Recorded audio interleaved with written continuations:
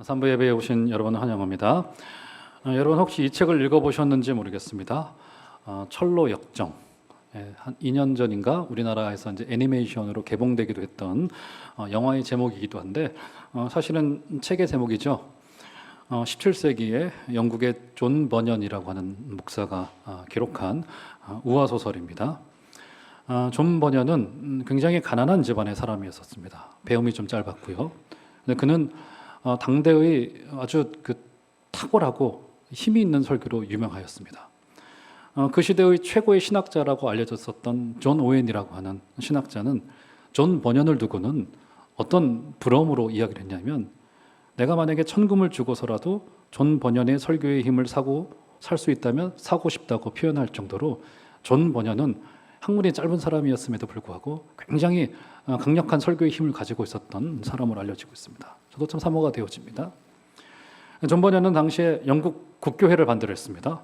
왜냐하면 신앙과 목회의 자유를 침해를 했거든요.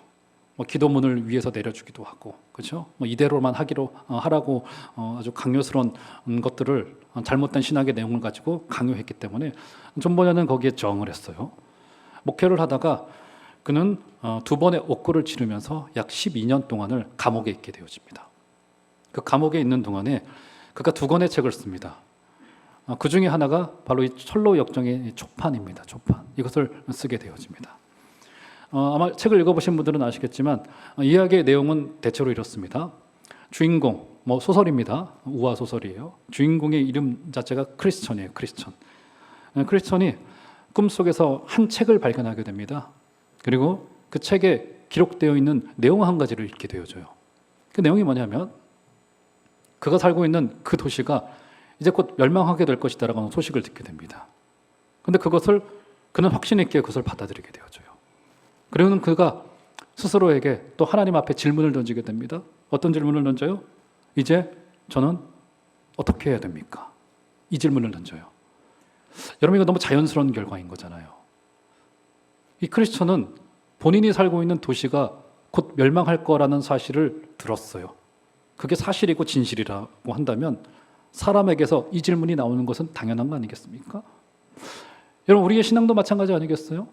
우리가 예수님을 우리의 살아계신 구주로 고백하고 있고, 오늘 집사님의 찬양 그대로 1000번을 불러도 부족할 주님이라고 우리가 고백하고 있고, 그리고 그 주님이 저 하늘로 올려 가진 것 그대로 다시 오시마 약속하신 주님이라고 한다면, 여러분, 우리가 인생 속을 살아오면서 주님, 제가 어떻게 해야 되겠습니까? 그리고는 믿지 않은 사람들과의 삶이 달라지는 것은 너무나도 상식적이고 합리적이고 당연한 결과이라 생각합니다. 오늘 그 철로 역정의 주인공이었던 크리스천이라고 하고 이름된 그 사람도 이런 질문을 던져요. 이제 난 어떻게 해야 하나? 이 질문을 던지기 시작합니다. 그래서 가족들의 만류에도 불구하고 그는 그 사실에 이제 꽂혀서 어떻게 해야 되는지 집중하게 되어집니다. 그러다가 한 전도자라고 이름된 사람을 만나요. 그 전도자의 제안을 듣게 됩니다. 어떤 제안입니까? 이제 당신이 이 구원의 복된 소식을 들었으니 이제 당신 길을 떠나시오. 어디를 향해서 길을 떠나야 되냐면, 저기 보이는 곳에 좁은 길, 좁은 문이라고 하는 이 성경의 이제 내용을 이제 그대로 가지고 따온 겁니다. 좁은 길, 좁은 문이라고 하는 그 길이 있는데, 그 길을 쭉 따라가다 보면은 맨 끝에 좁은 문이 보여올 것입니다. 그 길을 따라가시길 바랍니다. 거기에서는 광채가 날 것이기 때문에 절대로 길을 잃지는 않을 것입니다. 이렇게 합니다. 그러면서 주인공이었던 크리스천이 그 길을 쭉 가면서 우여곡절을 겪어요. 시험도 만나고, 때로는 승리하기도 하고, 어려움을 겪기도 하고, 억울한 일, 기가 막힌 일들을 겪어오면서 끝내는 그가 천성의 문 앞에 도달하게 된다는 굉장히 감동적인 스토리로 되어져 있고, 도달하는 그의 모습 속에서 그가 점점 더 성숙의 과정을 겪어가면서 믿음이 강하여지고, 그렇죠? 하나님을 바라게 되고 하나님을 사모하게 되고, 이런 이야기들이 굉장히 감동적인 스토리로 적혀져 있습니다. 저는 여러분 이 책이 얼마나 대단한 책인지, 17세기 이후로 아마 성경 다음으로 기독교 서적 중에 가장 많이 팔린 책이라고 한다면 이 철로 역정 혹은 어거스틴의 고백록 둘 중에 하나라고 알려져 있어요. 헤아려지지가 않을 정도로 수많은 기독교인들에게 사랑받은 서적이고, 지금 400년 가까이 지난 이 시점에서도 지금도 우리나라에서도 번역되어져서 수많이 팔려나가고 있는 책이 바로 이 철로역정입니다. 그래서 저는 여러분들이 이 책 정도는 한번 구입하셔서 다 읽어보시라 권해드리고 싶어요. 자, 그러면 이 책의 내용 중에 이제 오늘 읽었던 이 본문과 연관되어져 있는 중요한 이 책의 특징이 한 가지가 있습니다. 여러분이 철로역정에 가지고 있는 그 내용이 단점이 없는 것은 아닙니다. 신학적인 조금 이렇게 약점도 있고 그래요. 책이 뭐 전체를 담고 있지는 못하기 때문에. 그런데 분명한 사실 한 가지가 있습니다. 이 책은 구원받음과 믿음의 여정을 분리해서 생각하지 않는다는 데 있습니다. 이 굉장히 중요한 질문이에요. 그는 이 땅이 멸망당할 것이라고 하는 소식을 들어요. 그리고는 그 즉시 본인에게 질문을 던집니다. 이제 나는 어떻게 해야 되나? 그리고는 전도자의 말을 듣고는 그가 믿음의 여행길을 떠나게 됩니다. 무슨 말입니까? 구원받음과 제자로서 제자의 길을 걸어가는 것, 믿음의 그 여정을 걸어가는 것을 분리시켜 놓고 생각하지 않는다는데 이 책이 굉장히 중요한 주안점을 두고 있는 겁니다. 여러분, 21세기 한국교회 또 현대교회들이 가지고 있는 치명적인 생각 중에 하나가 무엇이냐면 구원 이후에 우리의 신앙의 여정을 구원과 분리시켜 놓는다는 데 있습니다. 그래서 좋은 의미로 하자면 막 분투해서 내가 얻어야 될 것으로 생각을 합니다. 그래서 막 열심히 신앙생활을 하고 우리의 조건을 구비하고 하나님 앞에 인정받기 위해서 우리의 신앙의 어떤 내용들을 준비하고 하는 것으로 구원 이후로 생각한단 말이죠. 아니면 뭐 구원받은 것 정도로 저는 괜찮습니다. 저는 구원받은 것 정도로 됐고, 그러니까 구원을 점이라고 생각해요. 그러니까 구원을 순간이라고 생각합니다. 그런데 적어도 성경도 그렇고 그 철로역정 책도 그렇고 구원을 그 점이요 순간이라고 말하지 않아요. 구원을 거대한 이 세상말로 하자면 거대한 드라마로 보는 겁니다. 거대한 서사로 보는 거예요. 그러니까 구원은 내가 믿었던 그 순간을 말하는 게 아니라 그 이후로부터 우리가 만나게 되는 모든 과정들, 우리의 슬픔들, 우리의 기쁨들, 그리고 우리의 모든 것들이 다 담겨 있는 것이 구원의 대서사시이고 성경은 그렇게 구원을 이렇게 크게 보고 있다는 사실이 굉장히 중요합니다. 오늘 이제 본문을 통하여서도 우리가 제자로 부름받아서 구원받았고 제자의 길을 걸어갈 텐데 이 구원 속에 이미 우리에게 보증되어져 있는 것들이 있습니다. 그런 것들이 우리에게 무엇일지를 좀 확인해 보고 그렇다면 우리가 소망 안에서 주 안에서 자랑할 것들이 무엇인지를 한번 살펴보면서 오늘 말씀으로 우리 스스로를 한번 도전해보는 시간이 되기를 바랍니다. 자, 오늘 본문으로 들어가기에 앞서서 자, 오늘 1절부터 한번 보시죠. 자, 바로 들어가 보실까요? 자, 1절. 자, 5장 1절 보시면 이렇게 말합니다. 제가 읽어드릴게요.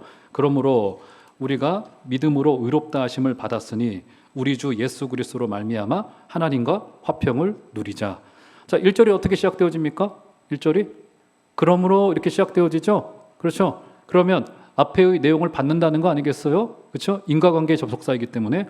그러면 로마서 1장에서 4장까지가 어떤 내용을 담고 있습니까? 그것을 여기 요약해 놓고 있죠. 우리가 믿음으로 의롭다 하심을 받았으니 그러므로 주 예수 그리스도로 말미암아 하나님과 화평을 누리자, 이런 말이 되어집니다. 요약을 하자면 로마서 1장에서 4장까지는 우리가 어떻게 그리스도인이 되었는가를 정의해 놓고 있어요. 그리고 5장부터는 물론 이제 내용들이 중첩되는 것은 있습니다만 5장부터 8장까지는 어떤 내용을 가지고 있냐면 우리가 어떻게 하나님의 자녀답게 되어져 가는가를 다뤄주고 있습니다. 그렇죠? 자, 로마서 1장에서 4장까지는 우리가 어떻게 하나님의 자녀가 되었다고 말합니까? 오늘 1절에서도 표현하고 있는 바와 같이 믿음으로 의롭다 하심을 받았다고 이야기를 합니다. 이것을 두 자로 뭐라고 이야기를 하죠, 여러분? 혹시 성경 공부 시간에 배웠을런지 모르겠습니다. 두 자로 뭐라고 합니까? 이것을 흔히 칭의라고 이야기를 합니다. 의롭다 하심을 받았다고 표현해요. 여러분, 이 말이 얼마나 대단하든지 이게 이제 합리적으로 이해가 될 길이 없어요. 그러다 보니까 이제 신학자들이 여기에 굉장히 의미 있는 표현 한 가지를 붙였습니다. 어떤 표현을 붙였냐면 이것이 법정적인 선언이라는 겁니다. 그러니까 사실은 성경이 그 표현을 두고 있지는 않지만 도저히 이게 합리로는 받아들여지기가 힘들어요. 왜냐하면 생각을 해보십시오. 우리의 모든 죄가가 전부 다 그리스도께로 옮겨져 갔어요. 그래서 그분이 십자가에서 우리의 모든 죄의 짐을 짊어지시고 죽어주신 거란 말이죠. 주님이 죽으시는 그 순간에. 그리고 주님의 모든 의가, 성자 아들 예수 그리스도의 의가 우리에게로 그대로 옮겨왔습니다.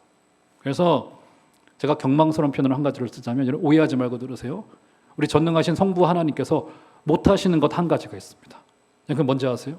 전능하신 하나님이 못하실 게 뭐가 있을까? 그런데 못하시는 것 한 가지가 있어요. 그게 뭔지 아세요? 우리를 볼 때 죄인으로 보질 못하세요. 우리를 볼 때. 왜요? 예수 그리스도의 의가 우리에게 덧입혀졌기 때문에. 이게 그리스도로 옷 입혀졌다는 표현입니다. 그래서 하나님은 우리를 보실 때 온전한 의인으로 보는 거예요. 왜냐하면 율법에 조그만 흠이 있더라도 우리는 구원에 이를 수 없는 존재들이거든요. 그런데 그리스도께서 이루어 놓으신 그 의의 사건이 어느 정도이냐면, 그리스도의 의가 우리에게 덧입혀졌는데 그 의가 얼마나 완벽한지 하나님이 우리를 의인으로 보신다고요. 우리 같은 꼬라지를. 대단한 사건이죠. 그러다 보니까 우리 신학자들이 이것을 도저히 인간의 언어로 설명할 도리가 없으니까 이것은 그저 의롭다고 선언해 주신 것이다. 마치 판사가 이 봉을 두드리면서 당신 의롭소라고 선언해 주듯이 이것은 법정적인 선언이라는 거예요. 할렐루야. 사랑하는 여러분, 우리는 판사이신 하나님께서 우리를 의롭다고 선언해 주신 것을 여러분 믿으시기를 바랍니다. 이것이 성경이 말하고 있는 구원이 가지고 있는 중요한 개념 중에 하나입니다. 의롭다고 판사로서 뚱뚱뚱 두드려 주신 거란 말이죠. 자, 그런데 문제는 어디예요? 우리 편에서의 인식의 문제입니다. 여러분 어떻습니까? 우리는 전능하지 않기 때문에 우리 스스로를 의롭게 볼 수가 없어요. 그렇죠? 우리 모습을 볼 때마다 연약하고 부족하고 깨지기 쉽고, 지나간 한 주간도 우리의 삶의 구석구석을 살펴보니 오늘 예배의 자리에 나오기조차도 부끄럽기도 하고, 저 같은 경우는 매주마다 마이크 앞에 서서 여러분 앞에서 잘난 척 해야 되는데 사실은 괴로운 경우 많아요. 이게 그렇지 못한데, 그런데 뭐 다 마찬가지죠. 하나님 앞에 설 수 없는 존재들로 우리의 모습이 인식이 된단 말이죠. 또 그것은 사실은 맞아요. 우리의 삶의 구석구석을 볼 때 부족한 것들이 많습니다. 그래서 오늘 5장부터는 무엇을 이야기를 하고 있냐면, 이 칭의와 구원 속에, 그러니까 칭의가 어떤 전미고 하나의 순간인 것이 아니라 이 구원 속에 담겨져 있는 풍성함을 이야기를 해놓고 있습니다. 자, 그게 이제 1절에 등장해요. 다시 한번 보시면, 자, 1절 다시 읽어드릴게요. 그러므로, 그러니까 우리가 의롭다함을 받았으니 우리 주 예수 그리스도로 말미암아 하나님과 화평을 누리자라고 이야기를 합니다. 무슨 말입니까? 칭의 선언 받은 자에게 이미 하나님과의 화평이라고 하는 어마어마한 약속이 여기에 포함되어져 있다는 겁니다. 그러니까 우리가 예수님을 믿어서 구원받은 것과 구원받은 이후에 하나님의 은혜를 받고 복을 누리며 살아가는 것을 분리해서 생각하는 경향이 많습니다. 구원받은 것은 구원받은 것이고, 그 다음에 하나님께 인정받고 복을 받기 위해서는 이것도 해야 되고 저것도 해야 되고 이것도 준비해야 되고 저것도 준비해야 되고, 너무나도 분주해져요, 신앙생활이. 아니, 우리가 하나님의 그 의 앞에 어떻게 도달할 수 있겠습니까? 우리의 모습으로. 그런데 그건 또 성경적이지가 않아요. 오늘 성경이 우리에게 말하고 있는 바는 뭐냐면, 우리의 구원 안에 이미 그 하나님의 그 놀라운 복의 약속들이 포함되어져 있다는 겁니다. 이것을 이렇게 설명해 드리겠습니다. 여기서 눈에 좀 띄는데, 아마 보험 일을 하시는 분들이 계실 거예요. 보험 계약하실 때가 있을 겁니다. 그렇죠? 그런데 아마 보험 계약을 할 때 피보험자 입장에서 아마 그 보험 계약의 조건이나 그 약관이나 특약을 전부 다 읽어보시고 사인하시는 분들은 거의 없으실 거예요. 저도 그랬고요. 뭐 귀찮으니까 막 이렇게 하고 마는 거죠. 그런데 이게 뭡니까? 나중에 어떤 경우에는 보험을 들어놓고서도 보험 안에 포함되어져 있는 그 약속과 특약과 그 약관이 어떤 것인지를 몰라서 보험 혜택을 받지 못하는 경우들이 많아져요. 저도 이제 뭐 작년, 재작년 이제 그런 경우들이 좀 있었습니다. 잘 읽지를 않는단 말이죠. 뭡니까? 우리의 구원 속에도 이미 여러 가지 것들이 보증으로 담겨져 있다는 겁니다. 약속으로 담겨져 있어요, 이게. 그런데 우리가 칭의 이후에 뭔가를 더 획득해야 될 것 같은 기분이 들기도 한단 말이죠. 근데 그렇지 않다는 겁니다. 그래서 믿음의 길이라고 하는 것은 무엇이냐면, 하나님과 화평을 누리면 된다, 이런 뜻이에요. 1절 1 자체가 무슨 말입니까? 믿음의 길은 획득의 길이라기보다는 누림의 길인 거라고요. 그렇기 때문에 우리가 이 안에서 소망을 품을 수 있는 이유가 어디에 있냐면, 칭의 이후에 더 많이 의롭게 되기 위해서, 더 많이 하나님께 도달하기 위해서 어떤 나의 노력과 나의 어떤 인간적인 어떤 것들과 영적인 노력들이 동원되어야만 한다면 여기 소망이 없을 거예요. 우리 모습을 바라볼 때. 그런데 문제의 해결책이 어디에 있습니까? 이미 칭의 받았다라고 하는 그 약관 속에는, 그 약속 속에는 하나님과 우리와의 평화의 관계가 이미 포함되어져 있다는 사실입니다. 사랑하는 여러분, 이것을 그저 누리시는 여러분들 되시기를 주의 이름으로 축원합니다. 하나님께, 하나님의 그 공의 앞에 내가 만족시키기 위해서 노력을 하거나 하나님의 마음을 들기 위해서, 그렇죠, 나의 것들을 준비하기, 그렇지 않아요, 여러분. 하나님은 우리를 보실 때 이미 자녀로 보셨고 우리를 죄인으로도 볼 수 없는 분이신 거라고요. 자, 그럼 얘기가 오늘 5절로 가보시면, 자, 이 약관을 설명해 놓고, 자, 한번 약관을 읽어보시죠. 5절 보시면 잘 읽으셔야 됩니다. 자, 5절 한번 다 같이 읽어보도록 하겠습니다. 시작. 소망이 우리를 부끄럽게 하지 아니함은 우리에게 주신 성령으로 말미암아 하나님의 사랑이 우리 마음에 부은 바 됨이니. 예, 이 보증이 무엇으로 증언되어져 있냐면 성령이 우리에게 소망을 증언한다는 겁니다. 성령이 우리에게 소망을 증언해요. 우리 안에 계신 성령이 우리를 절대로 떠나지 아니하시고 우리의 주어진 약속이 얼마나 대단한 것인지를 계속하여 증언한다는 것입니다. 성령이 하신 역할 중에 제일 대단한 역할이 뭡니까? 5절에서 말하는 바대로 성령께서 우리의 마음속에 계셔서 우리가 하나님의 사랑받는 자녀라고 하는 사실을 기억해 하세요. 이게 굉장히 중요합니다. 여러분, 사람이 인생을 포기하게 될 때가 언제입니까? 아무도 나에게 관심이 없고 나를 사랑하지 않는다고 느낄 때, 그때 사람들은 인생을 포기하게 되더라고요. 그런데 인생 속에서 단 한 사람만이라도 진짜로 그 사람이 나를 사랑하고 있다고 확신하게 되어지면은 그 사람의 인생은 절대로 포기될 수 없다고요. 그런데 사람의 사랑도 아니고 하물며 하나님의 사랑이시랴. 바라기는 이번 주간에 여러분, 우리 선배님들께 죄송한 이야기를 드리자면 그렇게 되게 어려운 것도 알지만 여러분 뒤도 돌아보실 필요 없을 것 같아요. 과거에도 힘든 일 많으셨죠? 그렇죠? 풍파도 겪고 어려움도 있고 많으시죠? 그런데 그것을 압도해 주시는 성령이 증언하시는 바, 우리가 하나님의 사랑받는 자녀라고 하는 사실을 절대로 꿈속에서도 잊지 아니하시는 여러분들 되시기를 주의 이름으로 축원합니다. 이것이 칭의 속에 포함되어져 있다는 겁니다.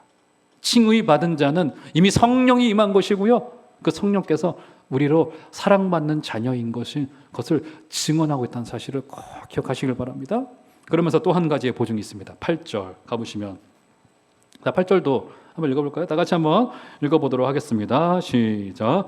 우리가 아직 죄인 되었을 때에 그리스도께서 우리를 위하여 죽으심으로 하나님께서 우리에 대한 자기의 사랑을 확증하셨느니라. 여기서 또 확증, 보증 이런 말이 등장하네요. 자, 무엇이 우리의 하나님 앞에서의 모습을 증언하고 확증합니까? 그리스도의 죄인을 위하여 죽으심이, 그리스도의 죽으심이 보증한다는 거예요.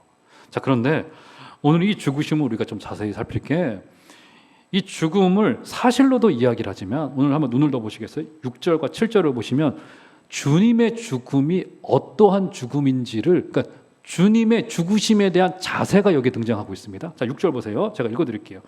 우리가 아직 연약할 때 기약대로 그리스도께서 누구를 위하여 죽으셨다고요? 예, 누구를 위하여서요? 정확히 읽어야 됩니다. 경건한 자를 위하여 죽은 게 아닙니다. 경건하지 않은 자를 위하여 죽으셨다고 주님의 죽음의 태도를 설명해요. 자, 7절은 그것을 심화시킵니다. 보세요. 7절. 의인을 위하여 죽는 자가 쉽지 않고 선인을 위하여 용감히 죽는 자가 가끔 있지만, 그러면서 8절인 겁니다. 우리가 아직 죄인 되었을 때 그리스도께서 우리를 위하여 죽으심으로 하나님께서 우리에 대한 자기의 사랑을 확증하셨다고 이야기합니다. 여러분 어떻습니까? 주님이 죽으셨는데 주님이 죄인을 위하여 죽으셨습니다. 경건하지 않은 자를 위하여 죽으셨어요. 여러분, 사람은요, 대체로 희생을 할 때도 그렇고 섬김을 할 때도 그렇고 주로 그러니까 희생을 하고 섬김의 자리로 갈 때도 대체로는 좀 멋진 일을 하고 싶어요. 멋진 일을. 혹은 내가 좋아하는 일을 하고 싶어 합니다. 희생을 할 때도 그런 게 좀 사람의 뜻입니다. 그리고 흔히 저도 사실은 그런 기도를 많이 합니다만 단편적인 기도라고 생각하는데 우리가 그런 기도를 합니다.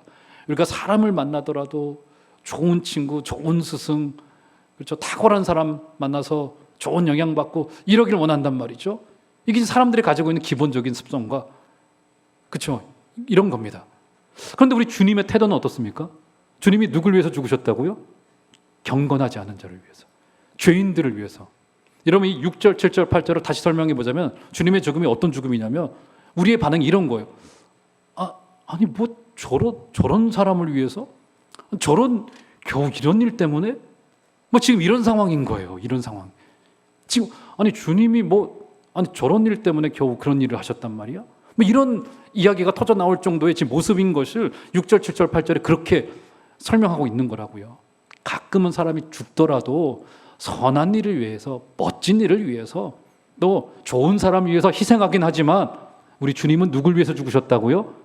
우리와 같은 죄인을 위하여 죽으셨다는 겁니다. 그렇게 죽으신 주님이 우리를 하나님 앞에서 보증하신다는 거예요. 사랑하는 여러분, 성령께서 우리 안에 계셔서 저와 여러분들이 하나님의 사랑받는 자인 것을 증언하고 계시고요. 그리고 주님의 죽으심 그 자체가 우리에게 이미 하나님의 그 아들 예수 그리스도의 그 죽으심이 어떤 죽으심인지를 보여주시면서 그 죽음이 우리에게 하나님에 대한 우리의 태도를 보여주고 있다는 사실을 꼭 기억하시는 여러분들 되시기를 주의 이름으로 축원합니다. 여러분들은 그런 분들이신 거라고요. 그렇기 때문에 자 오늘 말씀, 자 우리 마지막으로 한번 세 가지를 좀 살펴보고 마쳤으면 좋겠는데, 그렇기 때문에 우리에게 소망이 있고 우리가 자랑할 것이 있다고 이야기를 합니다. 자 2절로 가보시면 자 이런 이야기를 해요. 자 또한 그로 말미암아 우리가 믿음으로 서 있는 이 은혜에 들어감을 얻었으며 하나님의 영광을 바라고 즐거워하느니라. 그렇기 때문에 소망이 있는 자이기 때문에 우리가 기뻐할 수 있게 되어지는 거라고요. 여러분 이 시대 사실은 기쁨이 실종된 시대이지 않습니까? 지나간 한 주간의 삶을 여러분 한번 되돌아보세요. 여러분 얼마나 웃으셨어요? 솔직히 제가 그래서 강단에 올라올 때마다 사실은 고민하는 것 중에 하나가 뭐냐면, 저도 그렇고 여러분들도 그렇고 사실은 웃을 일이 없잖아요, 별로. 그래가지고 제가 여기 올라올 때마다 이 예배 시간이나 설교 시간에 한 번이라도 좀 웃으시면 좋겠다 싶은 생각이 들어서 인간적으로 되도 않는 개그 가지고 오기도 하는데 여러분 잘 웃어주지 않으셔가지고 요즘 제가 실망해서 잘 안 하고 있는데, 웃음이 실종된 시대예요. 자 그런데 오늘 어떻게 말합니까? 바로 성령이 우리 안에 계시는 그 소망이 우리로 즐겁게 한다고 이야기를 해요. 자 그런데 자 2절에 하나님의 영광을 바라고 즐거워한다고 말하지 않습니까? 자 여기서 즐거워한다는 이 표현은요 굉장히 농도가 짙은 표현이에요. 그게 사실은 이런 볼펜을 가지고 계시면 기록을 해두면 좋을 것 같은데, 그래서 즐거워한다는 이 표현은 사실은 즐겁다 정도라기보다는 자랑하다라고는 뜻이 더 옳습니다. 그러니까 으스대며 자랑하다. 그러니까 그냥 자랑 정도가 아니라 우리 마치 어린 아이들이 자기 장난감 가지고 자랑하듯이 으스대며 자랑한다. 이런 정도의 막 의기양양해서 자랑한다. 이런 뜻을 가지고 있는 것이 바로 즐거워하다 이 말 속에 담겨져 있는 표현입니다. 자 그러면 우리가 무엇을 자랑해야 되느냐? 무엇을 자랑할 수 있느냐?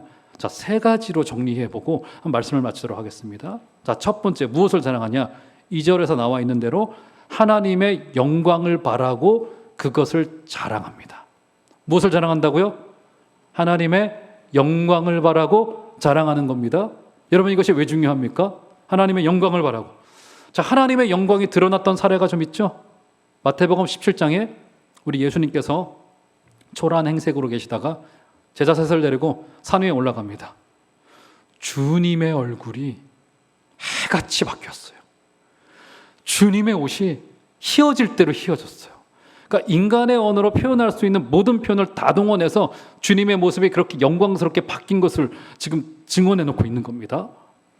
여러분 저는 바라기는요, 우리의 그 신앙의 그 인생의 그 여정 속에 단 한 번만이라도 우리가 믿고 있는 이 믿음의 영광이 얼마나 대단한 것인지를 한번 우리가 경험했으면 좋겠습니다. 여러분 이것을 경험하면요 우리 언어가 달라져요. 여러분 지나간 한 주간 동안에 우리 언어를 한번 살펴보세요. 뭘 자랑하셨습니까? 세상은 뭘 자랑합니까? 세상은 뭘 자랑해요? 물질을 자랑하고, 요즘 또 선거철이지 않습니까? 권력을 자랑하고, S대를 자랑하고, 다 된 것처럼 이야기를 하고, 연봉을 자랑하고, 집안의 내력을 자랑하고. 그런데 여러분, 진짜로 하나님의 영광을 목도하잖아요. 그게요, 너무 죄송한 이야기지만 뭐 비교가 되질 않아요. 이거 어떻게 표현할 도리가 없습니다. 이거는 경험을 해봐야 돼요. 어떤 사람이 호랑이에 대해 설명을 합니다. 호랑이를 만나본 사람이 거의 없지 않습니까? 그림을 보고 설명한단 말이죠. 막 호랑이의 그 무늬가 노란색에 검정색 그 줄을 가지고 있으면서 막 역동적인 필체로 그려진 그림에 대해서 막 설명한단 말이죠. 아니면 텔레비전에서 본 그림을 막 설명을 합니다. 막 이빨이 뭐 몇 센치고, 뭐 사람을 한 번에 물 수 있고, 뭐 이런 내용들 쭉 설명한단 말이죠. 그 사람은 자신이 호랑이에 대해서 설명한 겁니다. 그런데 어떤 사람이 호랑이에 대해서 설명을 합니다. 내가 수년 전에 말이야, 산골을 지나는데 호랑이가 튀어나왔어. 그 한마디로 끝나는 겁니다, 여러분. 여러분, 하나님의 영광을 목도한 자는요, 그것으로 이렇게 압도가 되어지는 거예요. 세상에 좋은 것들이 그냥 좋아 보이지 않는 거예요, 그냥. 저는 말하기는 우리 인생의 여정 속에 단 한 번만이라도 이런 영광의 주님을 목도하여서 정말 말로 설명할 수도 없는, 형언할 수 없는 하나님의 영광에 압도되어진다면 억울할 것도 없고요, 여러분. 거기에 고통도 그저 고통이겠으나 그것이 우리를 압도해내지 못하는 거라고요. 이런 하나님의 영광을 만날 수 있게 되어지시는 여러분들 되시기를 주의 이름으로 축원합니다. 그래서 마지막 날에 우리에게 오실 영광이 얼마나 더 클지, 이 땅에서의 경험한 것도 이 정도인데 그런 것들을 소망하시고 기대하여 주시는 여러분들 되시기를 주의 이름으로 축원합니다. 첫 번째, 하나님의 영광을 자랑하게 되어집니다. 자, 두 번째 뭘 자랑하느냐? 자, 3절과 4절 한번 보실까요? 3절 4절 한번 다 같이 두 절 한번 읽어보도록 하겠습니다. 시작. 다만 이뿐 아니라 우리가 환난 중에도 즐거워하나니 이는 환난은 인내를, 인내는 연단을, 연단은 소망을 이루는 줄 알미로다. 자, 눈을 3절에 넣어보세요. 제가 말씀드렸죠? 즐거워한다는 것은 자랑한다는 뜻이라고. 환난 중에도 즐거워한다고 이야기를 합니다. 환난을 자랑한다는 의미예요. 이것은 환난을 자랑한다는 의미입니다. 도대체 고난과 환난을 어떻게 자랑할 수 있겠느냐? 자, 그 이유를 설명해 놓고 있죠. 이는 왜냐하면 환난이 인내를 만들어내고, 인내가 연단을 만들어내고, 연단이 소망을 만들어내기 때문에 우리는 고난과 환난마저도 자랑할 수 있다, 이런 의미가 되어집니다. 자, 그러면 도대체 환난, 인내, 연단이 어떤 뜻이기에? 여러분, 환난은요 어떤 뜻을 가지고 있냐면 짓눌러서 부서뜨린다는 의미를 가지고 있습니다. 어려움을 겪을 때 그렇잖아요. 이런 고난을 겪을 때 그것이 우리에게 고통이라기보다는 그런 느낌이지 않습니까? 뭔가가 돌이 위로부터 나를 짓눌러요. 움직여지지가 않아요. 그래서 사실은 그래서 고난과 환난은 아픔이라기보다는 이 꼼짝달싹하지 못하는, 그렇죠? 돌이 점점 더 무거워집니다. 그럼 어떻게 되겠습니까? 깨져서 부셔지죠. 바로 환난이 깨져서 부셔지다라고는 뜻을 가지고 있습니다. 환난이 그런 뜻을 가지고 있어요. 자, 환난이 뭘 만들어낸대요? 인내를 만들어낸다고 합니다. 자, 인내라고 하는 말이, 그래서 우리가 뭐 인내해야 된다, 뭐 이런 말을 할 때 우리가 참아내야 된다, 이런 뜻으로 받아들이기 쉬운데 그렇지 않습니다. 인내라고 하는 것이 어떤 뜻을 가지고 있냐면 문자적으로 남겨진다라는 뜻을 가지고 있어요. 남겨진다. 자, 그러면 환난이 인내를 만들어내는 것이 당연하죠. 왜요?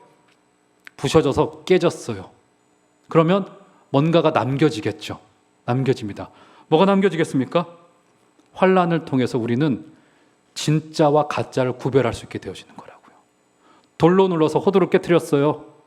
껍데기와 알맹이가 남습니다. 그렇죠? 부셔져서 우리는 확연히 눈으로 보게 되어지죠. 비로소 그때 무엇이 알맹이이고 무엇이 껍데기인지를 그때서야 보게 되는 거라고요. 환난은 인내를 만들어내고 그 인내는 진짜와 가짜, 중요한 것과 중요하지 않은 것을 구별해내게 됩니다. 여러분, 제가 이 기준 말씀드렸잖아요. 이 기준이면 정확합니다. 우리가 지금 가지고 있는 문제들 중에 주님이 재림하셔서 그대로 가지고 갈 것과 가지고 가지 않을 것을 구별하면 돼요. 가지고 갈 게 뭘까요? 사람에 대한 사랑, 하나님에 대한 사랑, 생명의 가치 다 가지고 갈 것들이에요. 가지고 가지 않을 것들 무엇이 있을까요? 무엇이 있을까요? 제가 말씀드리지 않아도 다 아실 거예요. 종료될 게 있습니다. 왜요? 종료돼요. 왜요? 중요하지 않기 때문에. 여러분, 우리 이 구분이 있어야 됩니다. 얼마의 연봉이니, 어떤 것이니, 언젠가는 이 개념과 이 가치는 종료되어진다고요. 왜요? 지금도 중요하지 않다는 말입니다. 그것은 환난과 인내는 그것을 구별할 수 있는 눈을 주는 거라고요. 자, 그러면 인내가 뭘 만들어내요? 인내가 연단을 낳습니다. 자, 연단은 문자적인 뜻으로 어떤 뜻을 가지고 있냐면 굽어지지 않고 고정된다는 뜻을 가지고 있습니다. 자, 연단이 인내가 결국 중요한 것과 중요하지 않은 것을 구별해내는데, 다윗을 생각해 볼까요? 다윗이 쫓겨다니면서 들에도 가고 굴에도 가고 때로는 성전에도 가고 왕궁에도 거했죠. 그런데 그가 결국 시선을 고정합니다. 모든 인내와 연단의 과정을 거쳐서 어떻게 고백하죠? 여호와께 피하는 자는 복이 있도다. 시편 34편 8절. 결국 그의 시선을 고정해서 하나님만이 우리에게 유일한 피난처인 것을 인내와 연단의 과정을 거쳐서 그가 획득하게 되어지는 거라고요. 결국 그래서 환난도 우리 제자들에게는 결국 유익이 되고 자랑거리가 된다는 겁니다. 사랑하는 여러분, 환난이 오거들나 그 앞에 잠잠히 기도하시면서 환난마저도 하나님 앞에서 자랑하게 되시는 여러분들 되시기를 주의 이름으로 축원합니다. 그래서 마지막이면서 세 번째 우리의 자랑거리 11절로 마지막으로 한번 가보실까요? 11절 한번 마지막이니까 다 같이 한번 읽어보도록 하겠습니다. 시작. 그뿐 아니라 이제 우리로 화목하게 하신 우리 주 예수 그리스도로 말미암아 하나님 안에서 또한 즐거워하느니라. 여기서도 즐거워한다는 표현이 등장하네요. 어떤 뜻이라고 했죠? 자랑하다라고 하는 뜻이라고 했죠. 어떻게 자랑하라고 합니까? 예수 그리스도로 말미암아 하나님 안에서 자랑하라고 이야기를 합니다. 약간 좀 추상적으로 들려요. 하나님 안에서 자랑한다는 것이 어떤 뜻일까? 자, 이것을 설명하기 위해서 제가 이야기를 한 가지 좀 들려드리고 이 설교를 마치도록 하겠습니다. 1940년대에 루마니아에서 활동하셨던 리처드 범블란트라고 하는 목사님이 계세요. 그분은 이제 그 공산당 치하에, 그 루마니아 공산당 치하에 이제 옥고를 여러 차례 치렀던 인물이기도 합니다. 2번이나 옥고를 좀 치렀고 약 한 14년 정도의 옥고를 치렀던 인물이에요. 이런 죄수들이 공통적으로 하는 이야기가 뭐냐면 죽음보다 더 큰 고통이 뭐냐면 독방에 갇히는 거라고 하더라고요. 그런데 이제 공산당이 그것을 알았던지 이 범블란트 목사님을 장장 14년 동안을 독방에 집어넣었었어요. 얼마나 고통스러운 기간이었을까. 사람하고 만나지도 못하고 이야기하지도 못하고 차디찬 감옥의 바닥에서 장장 14년을 보냅니다. 어떻게 그가 견디면서 이겨낼 수 있었을까? 자, 그가 추록한 이후에 책을 한 권을 씁니다. 그 책 속에 그가 저술했던 이야기 한 가지를 제가 읽어드리고 설교를 마치도록 하겠습니다. 이렇게 이야기를 합니다. 그대로 읽어드릴게요. 그분이 하시는 말씀입니다. 감옥에서 보낸 횟수가 제게 길게 여겨지지 않았던 것은 홀로 독방에 갇혀 있으면서도 믿음이나 사랑을 넘어선 어떤 기쁨을 하나님 안에서 발견했기 때문입니다. 그 기쁨이란 이 세상 어느 것에도 견줄 수 없는 아주 깊고도 특이한 황홀경 같은 것이었습니다. 그래서 제가 감옥에서 나왔을 때는 마치 수십 리에 뻗쳐 있는 평화롭고 아름다운 시골을 내려다볼 수 있는 산 정상에서 갑자기 평지로 내려온 것 같은 느낌을 받았습니다. 오히려 감옥 안에서 우리 하나님과 교제하면서 누렸던 그 기쁨이야말로 자랑할 수밖에 없는 것이었더라고요. 보니까 오히려 감옥에서 출소하고 나자 오히려 산 정상에서 내려왔던 느낌이 든다 할 정도로 그는 하나님과의 교제, 하나님 안에서의 그 연합을 즐겨하며 기뻐하였습니다. 사랑하는 성도 여러분, 이번 한 주간도 하나님 안에서 기뻐하시고 하나님의 영광을 자랑하시고 환난마저도 자랑할 수 있게 되어주시는 여러분 모두가 되어주시기를 주의 이름으로 축원합니다.